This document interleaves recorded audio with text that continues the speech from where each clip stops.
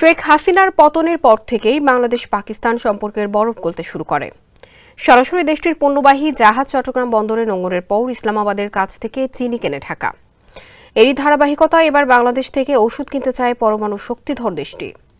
ঢাকায় নিযুক্ত পাকিস্তানের হাই কমিশনার সৈয়দ আহমেদ মারুফ জানিয়েছেন, বাংলাদেশ থেকে ওষুধ আমদানি করতে আগ্রহী তার দেশ। রোববার দুপুরে স্বাস্থ্য ও পরিবার কল্যাণ মন্ত্রণালয়ের স্বাস্থ্য উপদেষ্টা নূরজাহান বেগমের সঙ্গে সৌজন্য সাক্ষাতে এই আগ্রহের কথা জানান তিনি।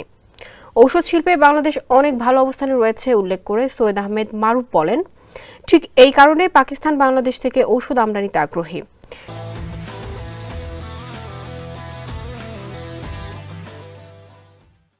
এছাড়াও বাংলাদেশের সঙ্গে স্বাস্থ্যসেবা সংক্রান্ত বিভিন্ন বিষয়ে ইসলামাবাদ কাজ করতে চায় বলেও জানান তিনি।